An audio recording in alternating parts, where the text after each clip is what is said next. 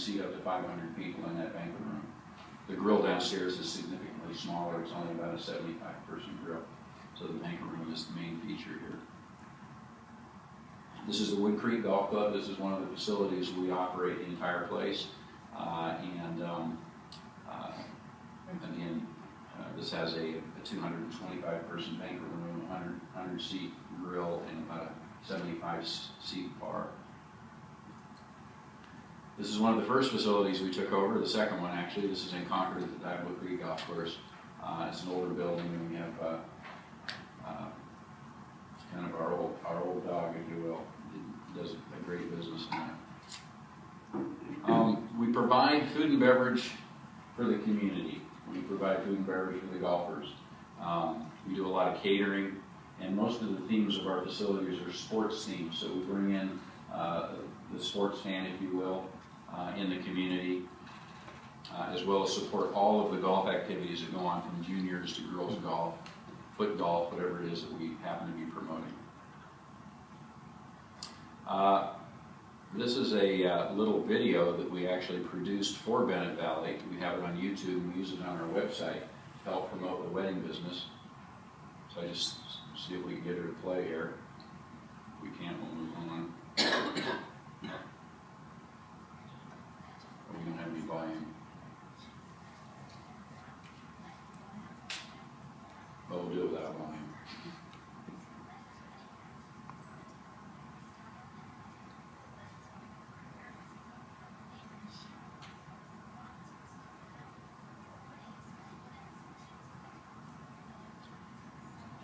So we just talked to Nanette about having a kiosk marketing some of the recreation programs as well in our lobby. So one of the kiosks is here in this facility, so we're excited about that. I think it'll be great.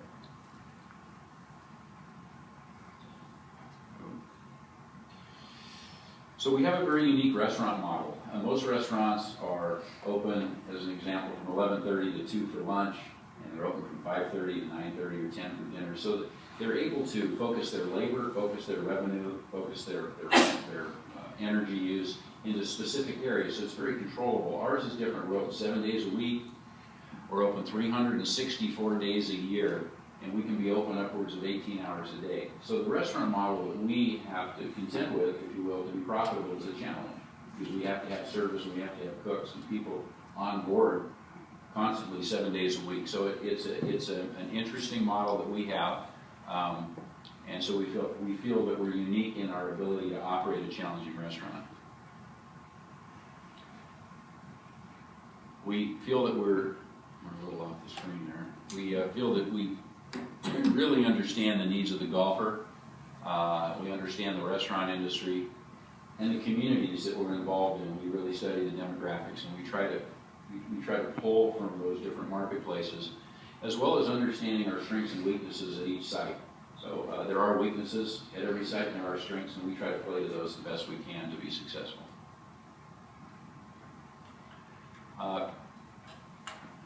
Currently, golf this last year is down about 4%, the golf industry itself, and that's through the National Golf Foundation.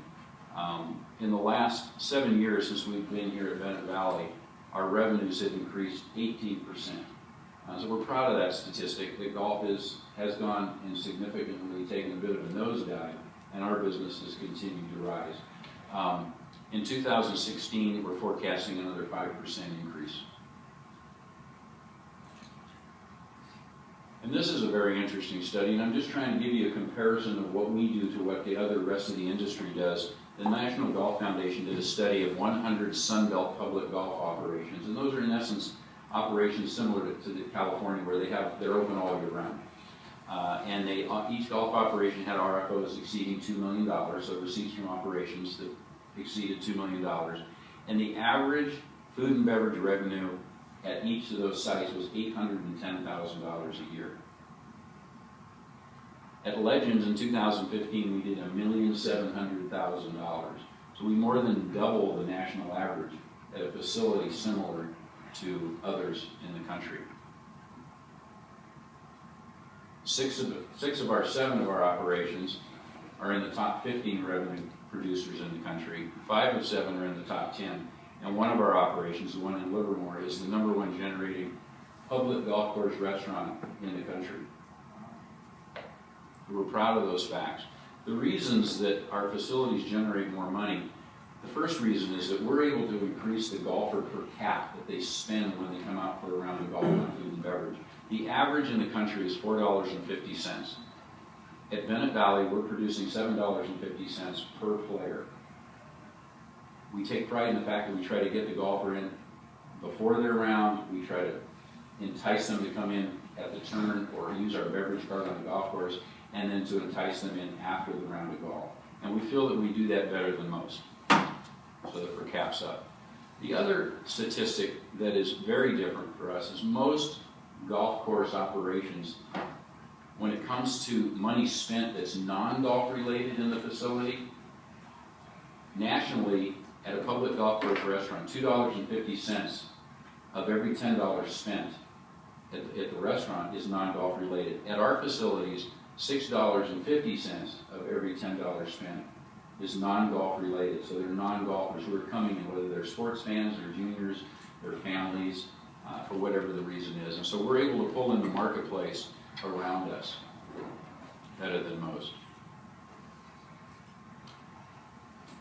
Through the 2015 calendar year, and I know the city operates on a fiscal year, we've paid to the city in rents alone just under $1 million since we've been out at Bennett Valley, $947,000 plus. In sales tax, we've generated over $1 million to the county and the community. And we have paid out over $4 million in wages. And we see that as a very important factor because these are monies that filter through all of the local economies where our employees work and live. Why? Why are we able to do this? It really has to do with our philosophy. We don't see this facility as a golf course. We see it as a community center. And we try to dip into all of the diverse markets. We love teaming with our golf operator. And so what happens is we increase our golfer caps and we increase our non-golf related dollars. And it's just the way we look at it. We're part of the community. It has to do with community inclusion. And here we are getting involved in the community. We're involved with the schools, local businesses, kids, sports. We try to reach out to the families and all of the golf groups and clubs, as well as Rotary and different groups like that. So some of our local business partners, we put their logos on our presentation. Some of our partners in the educational system, schools and groups, as well as the city and city partners.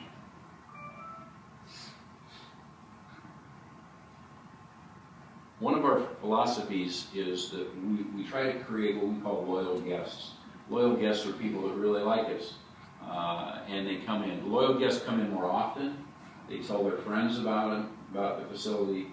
They bring their friends in, and in essence, end up spending more money in the facility. So it's really important for us to build relationships with our clients, and we want them to feel like when they walk in our doors that they're walking into their house and feel very welcome.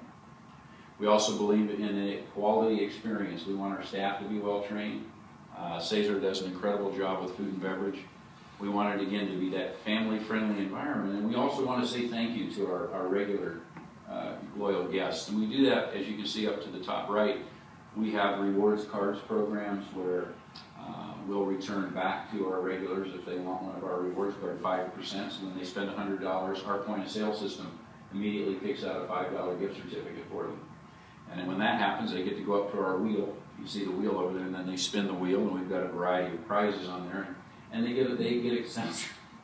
They love it. They get excited about it. So, we like to offer our guests something in return. I mentioned a little earlier, it's a tough industry in itself, and we're faced with our cost increases. Have gone up regularly over the last few years.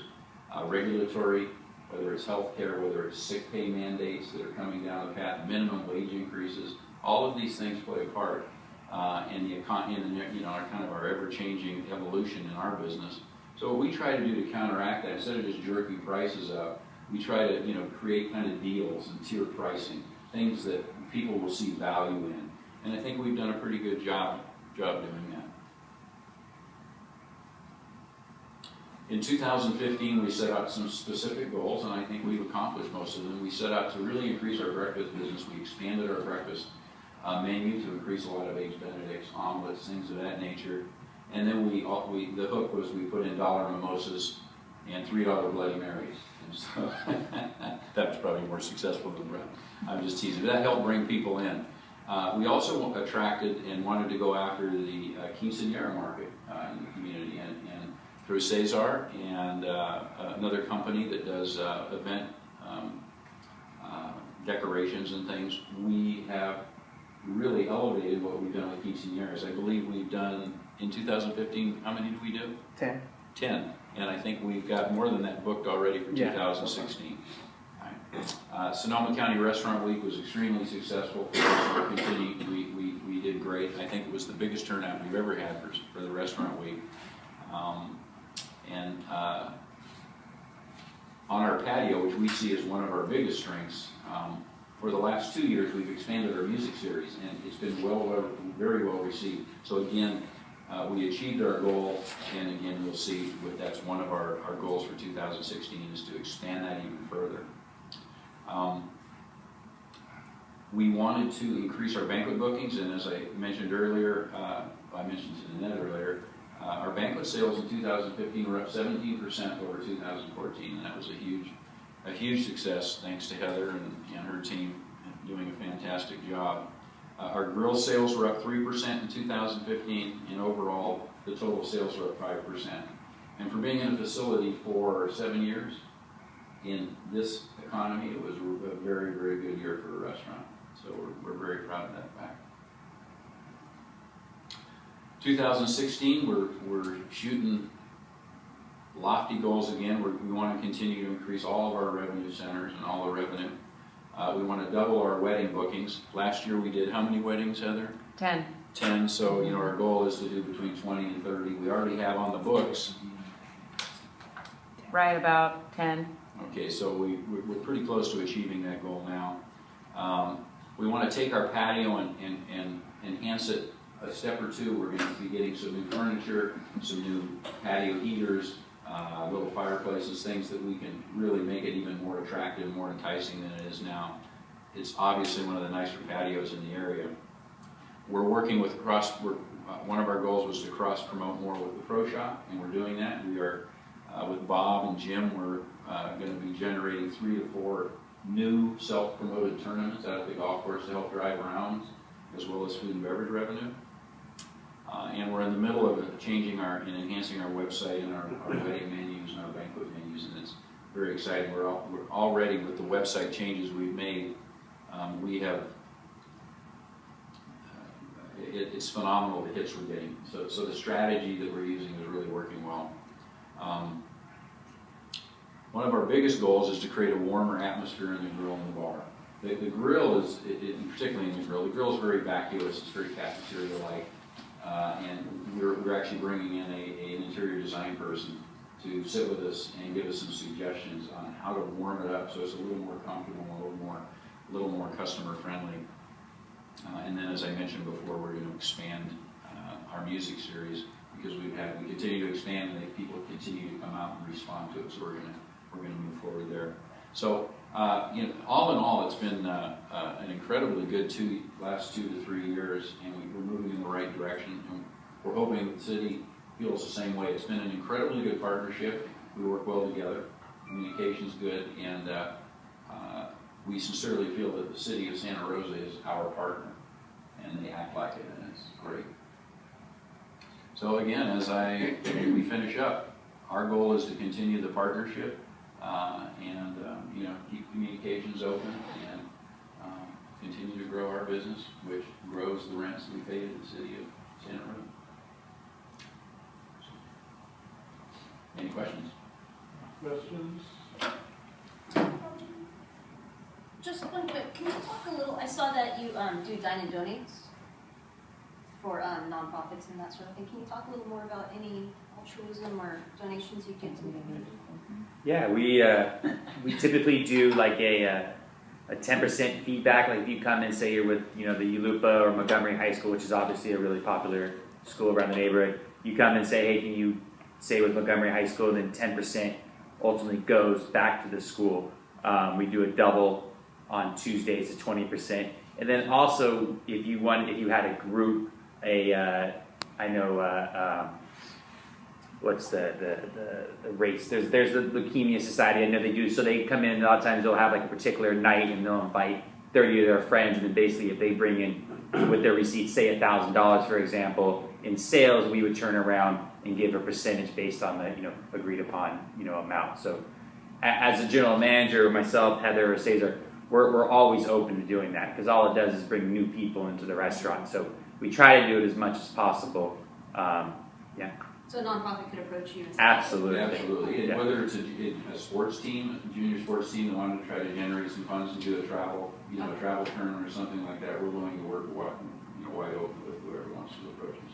And it's great for kids. I mean, if you've been to the restaurant before, I mean, it's a fantastic place to bring kids because, it's like, it is, one of the good things about being cavernous, it kind of, allows noise to kind of stay where it is, and it's, it's great for adults. I have 3 kids. Yes, I I was trust. going to say, I have lots of friends. I have one more question, and I may have missed it, so I'm sorry, but how many banquet rooms that can be reserved, or even small rooms, and what's the seating number? Good question. Well, the rooms are segmented, so we have air walls that we can separate them or open them all the way up. So we have, Heather, I'm going to let you speak to the numbers exactly, but we go from opening up the entire facility to closing it down. So I'll let Heather. Yeah, we talk have to that. 3 spaces, 3 possibilities, and they can be divided up into 2 or 1 or just 3 separate spaces. The smaller room we use frequently for smaller meetings for 20 to 25 people. The bigger room, the sunset room, 50 to 60. And then if we open up both walls and make it, a big event, we can fit up to 220 people. Okay, So, very flexible. yeah, it's really flexible. That's the best part of the way it's set up now is that there's so much flexibility. And on top of that, we have the patio that, whatever's acceptable, we can. All the rooms open up to the patio, and the view is just such a great view. It's the easy sell.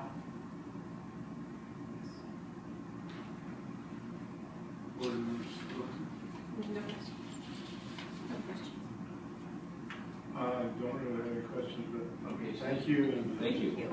sounds good. Absolutely. Now the golf part of it. So you want me to get out of there?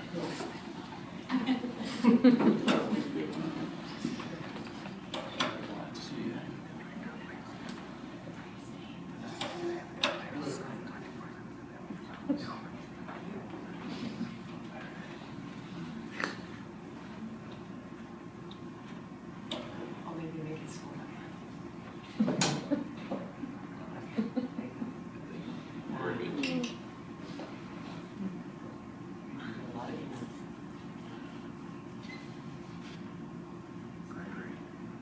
Back to normal. Yep.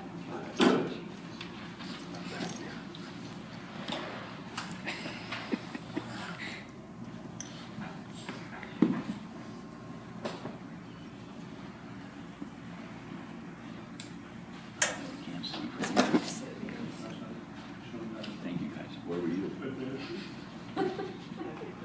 He's trying to get his word in. He's going to let him.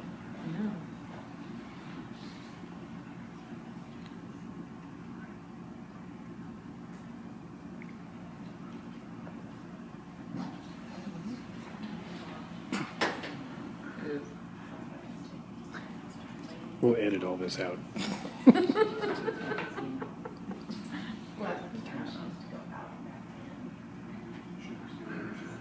that's all right. I just don't know where the underscore is. Turn on the laptop. So it after this.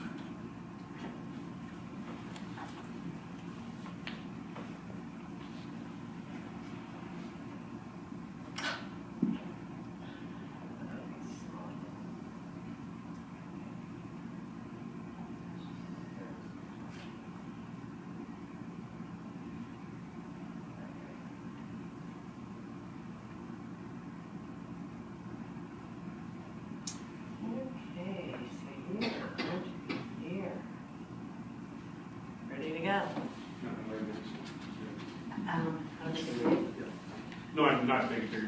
so there's slide. Move it to slideshow.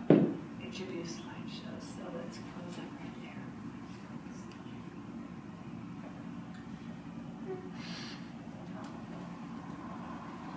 I think you can go, just go to each one of these. Go up to the top. Okay. Slideshow, the top. See where it's in the middle of the top, it says slideshow Line. A slideshow. Sort of the header. up there. Yep. And then the icon.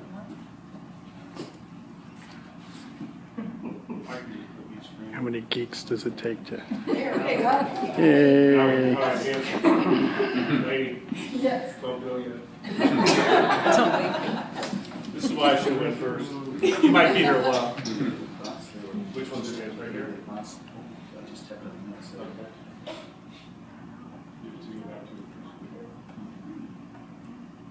Okay. Okay. Thank you. Okay. I knew there was a reason why I should went first. But the golf business, as Dan had mentioned, is not quite as rosy and hasn't been for a couple years as his restaurant business. They've done a great job, and it's been a pleasure working with those guys. It really has. Anyway, what I'll do is I'll give you a little background on the golf course and my history there and employees and whatnot. I'll go through and talk about what we've done a little bit as far as capital improvements, what we're planning on doing going forward, if possible, the historical, the rounds of play, that sort of thing. And like I say, most of it's pretty good. And we're fortunate that we've been in a position where our play has been so strong over the years, and even though our play has dropped, and it's very close to what Dan mentioned, 4% from 14 to 15, as far as the calendar year, almost to the button, very close to that. And you'll see that one in a couple of slides. And I only have 9 or 10 slides up there so that it'll be easy to follow along.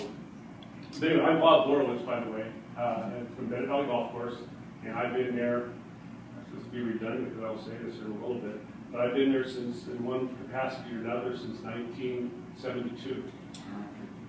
I know I don't look that old. That's shocking to everybody, I bet, right? But anyway, here we go. The city of Santa Rosa opened Bennett Valley Golf Course for 18 holes of play in the fall of 1970.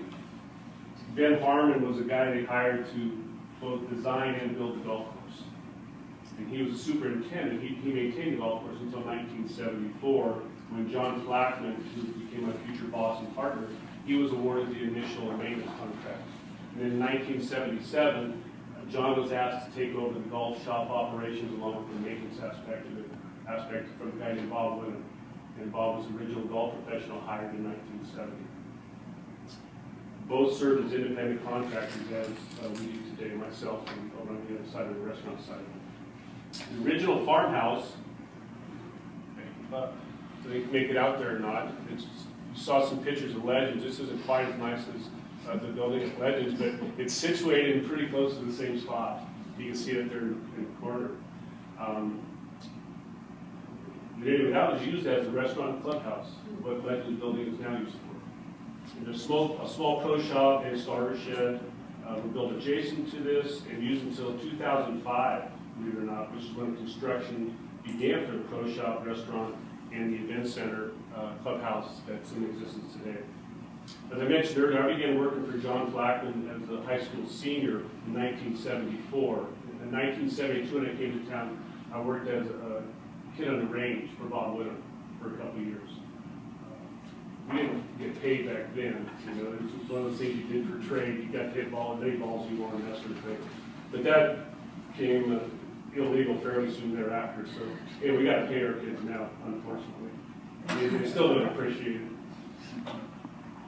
Anyway, I started working in 1974 as a weekend greenskeeper with Don Ballard, our current superintendent.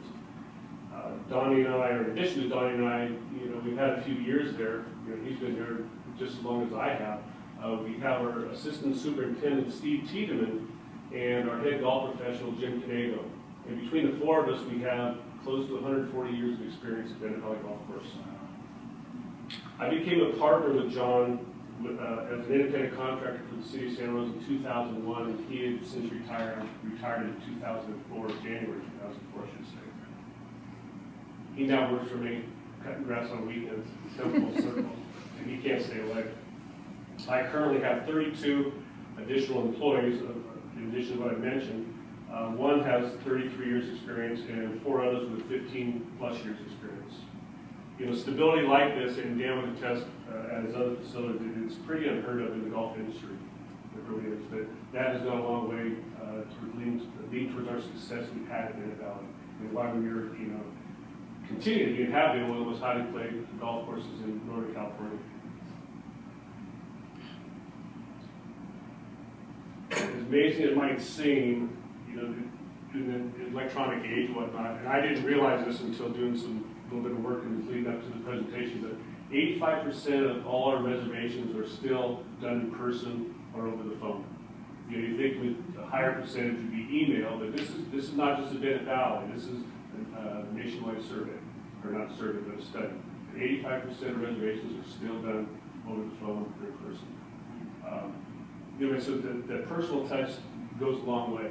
You know, and our stability there has enabled us to offer the customer service that that's needed to keep busy in this day and age.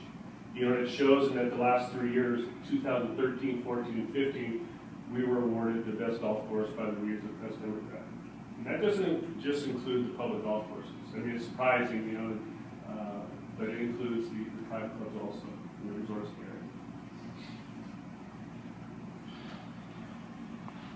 I guess I skipped that. What happened, lady?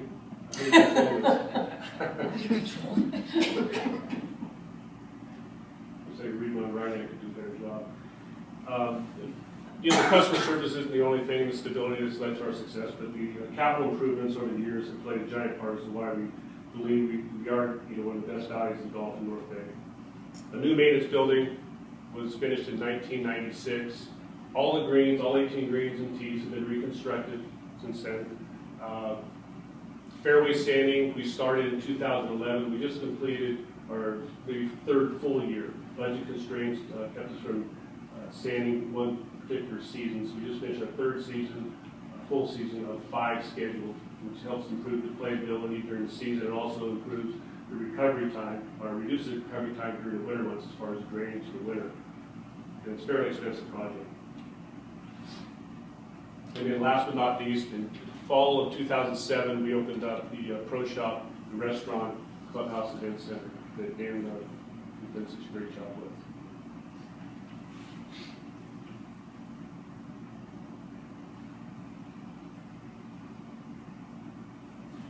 Approximately 82,000 rounds on average were played at Bennett Valley annually from 1989 to 2005, and it was that number that was used in the projections, in the planning for the Pro Shop restaurant facility.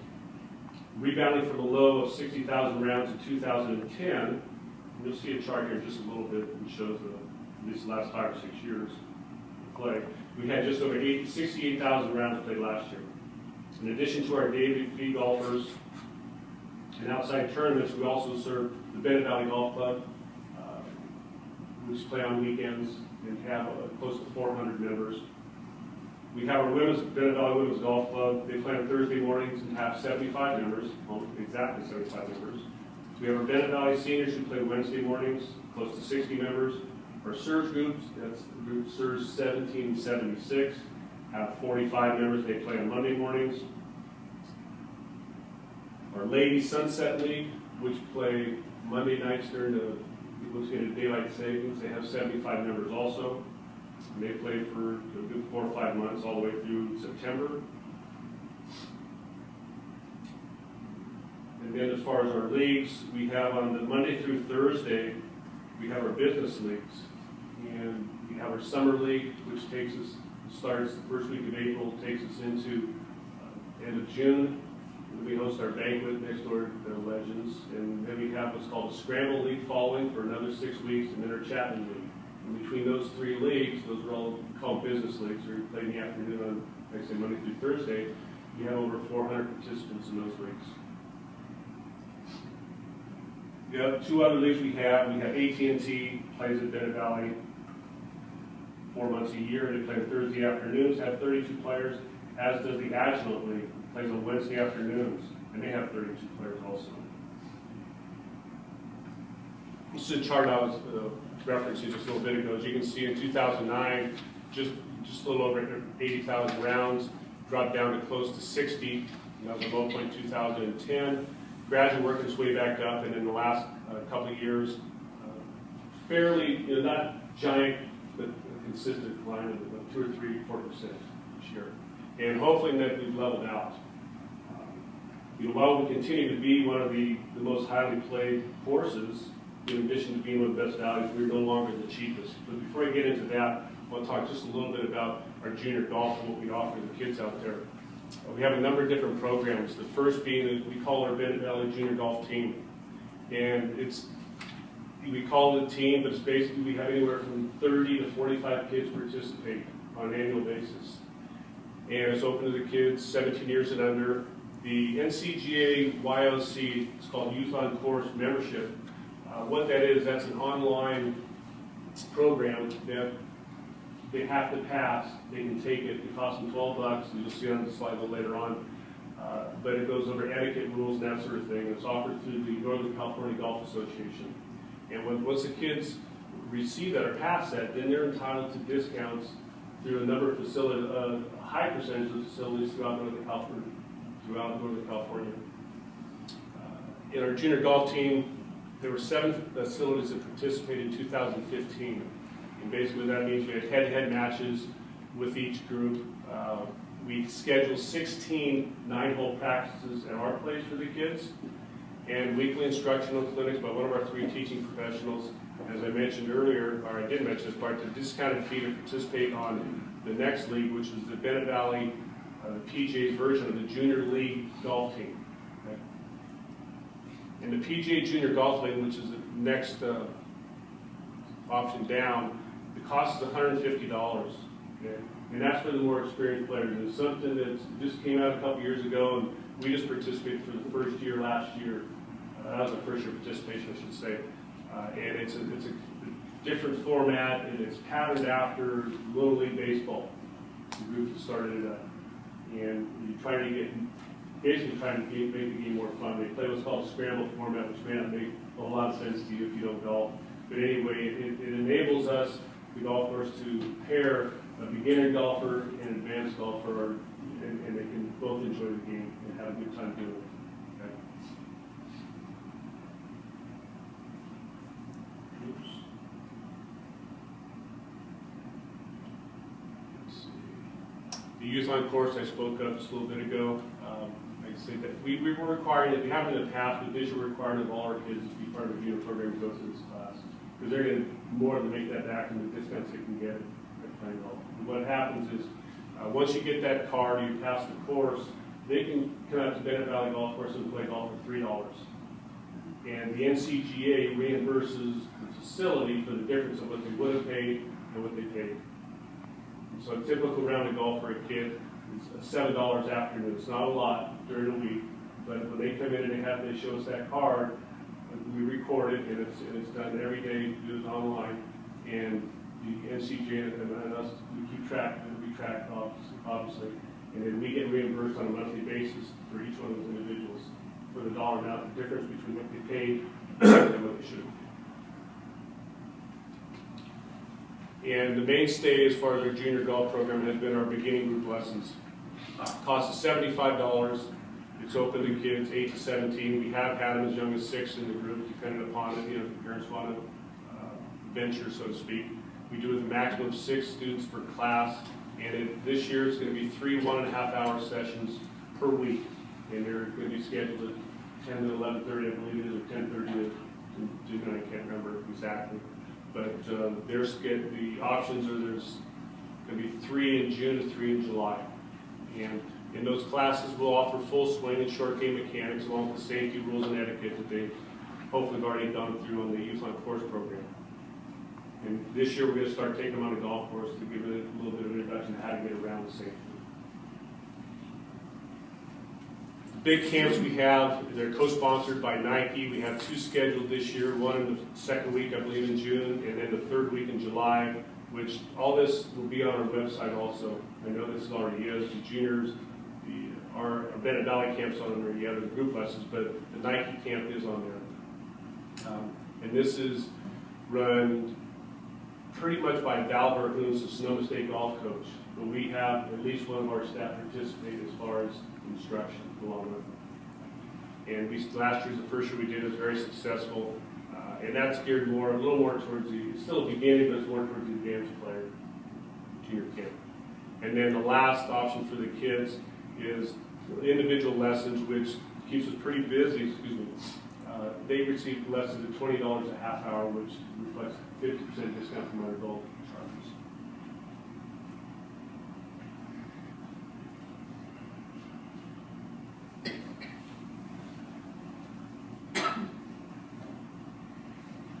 This pie chart is pretty fancy for me. This is a national survey, so to speak, or study, and it's provided by Lucid Corporation to Edgehill Golf Advisors. About 50% of the golfing population is age 55 or above. And we define our senior at Bennett Valley at 60, and yet we're still at that rate. So we're a little higher in that end of it, okay? You see 19% is under 34, and then 32% would be the 35 to 54. Where we've seen the biggest drop or decline in participation over the last couple of years is in, I believe what's called the millennial group, and it's not defined exactly by these numbers, but it's in that 25 to 45-year-old range. It's dropped significantly. That's where the biggest numbers we've seen as far as participation is in that group. We need to try to find a way to get them back into golf and have some fun. Because of the drops that we're seeing, most all golf courses are offering fairly substantial discounts. Basically what you're trying to do now is you're trying to steal golfers from other facilities. There are fewer new golfers coming in than are leaving. With the more affordable, and comparable options that the golfers have, our numbers have dropped, as you saw in the previous chart. And the not so rosy outlook is that it's estimated by the same group here that it won't be until 2020 when the ideal balance of facilities golfers is reached if the current pace of closures and openings remains as it is today, which means basically each of the last 9 years we've had more golf courses closing than opening, and then a pretty significant difference. Currently the closings outnumber the openings by about 110 per year.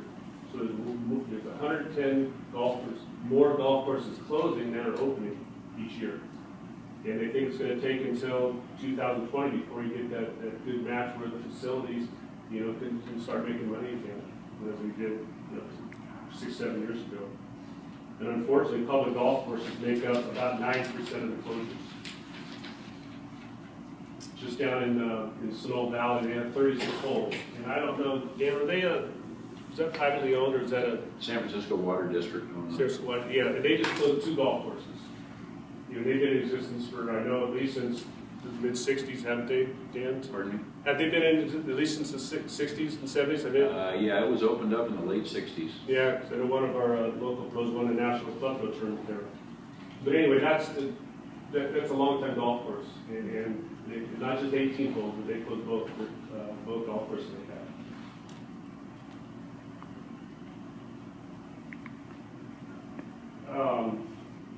Last year at this presentation, I stated that, and these are quotes, and I still had it on the computer, believe it or not, that I said, even with all the doom and gloom, our golf course was positioned for future success due to the fact that we established such a loyal following. And we have, and that the loyal following still exists. But I also based the statement on the premise that the City of Santa Rosa General Fund was able to absorb the debt service associated with the pro shop and restaurant, clubhouse, event center. This turned out it's not the case. I just didn't understand the politics. And it turns out it's on a year-to-year basis. And there's no guarantees and that the general fund will pay the debt service, which is fairly significant, associated with the buildings. The debt service is close to $480,000 a year, which equates to about our operating income on an annual basis. You know, and when you have that obligation, it doesn't leave a lot of money for capital improvements, for the sanding that we undertaken a couple years ago, for equipment needs, you know, and for the replacement of our soon-to-be 46-year-old irrigation system. To date, the golfers have contributed a little over $5 million towards the funding, you know, through the initial down payment and payment debt service and that sort of thing. You know, we speak at our meetings all this time, myself and Annette and whatnot, and go back and forth, and you know, we both know the golf course is going to survive in the short term. How long it is, we don't know, but it'll survive without the general fund assistance. But if the golf course is to maintain, you know, its long-term position as what's called the crown jewel when it was first designed, you know, not just the golf course but the building, it was referred to as the crown jewel for the city. It's going to need some help because eventually the irrigation system is going to need to be replaced, and that's going to cost it was estimated a couple million, and it's not going down. It's probably going to be upwards of $2.5 million to get that done. That's, like I mentioned earlier, our outlook isn't quite as rosy, you know, as Dan, but it's going to be okay. We're going to survive, you know, that sort of thing. You know, the steps we're taking to try to get back our golfers that have left. You know, we got a new POS system, and I know that doesn't do it by itself, but it's going to allow us to talk with the golfers more efficiently as far as emails. What it can do is when you book a reservation, it instantly will send back a confirmation that you booked a tee time or canceled it. We have a reservation center associated with the POS system where you call Bennett Valley Golf and it doesn't get picked up after 3 or 4 or 5 rings, whatever we decide, they will answer the phone as Bennett Valley Golf Course. And if you want to make a tee time, as mentioned before, 85% are still booked through the phone or in person, so it's a big part of it, the customer service aspect of it. You'll be able to book a tee time, you know, as opposed to us putting you on hold. If you need to speak to one of the golf pros or whatever for another reason, they'll put you back in position. It also allows us to track sales on an individual basis, which is better market towards the individuals. You know, increase our sales. The person wears a size large shirt and they like this particular style, we're able to find it and track it. You know, we couldn't before on our prior POS system. But to bring back the golfers, we're going to increase our emails, not just, you know, we can't discount, you know, and give it back. We've got to find other ways to give it back. There's one way, but it's not the most efficient way. You know, we're going to offer different tips on instructions and equipment through the emails. We're going to host additional clinics, no charge clinics. You know, we're going to visit schools that we don't already visit. You know, we've been pretty limited to where we go sort of in Bennett Valley, in that general area. We're going to try to go outside Bennett Valley, you know, in the surrounding schools. Increase our number of demo days and make more options available for our group clinics that we offer. In the past, we've had maybe 2 or 3 nights a week. We're going to offer them every night. And if we don't get enough, then obviously we can move to the night. And then we try to push more golfers to our website where we can market our unsold tee times. You know, we have the capability now to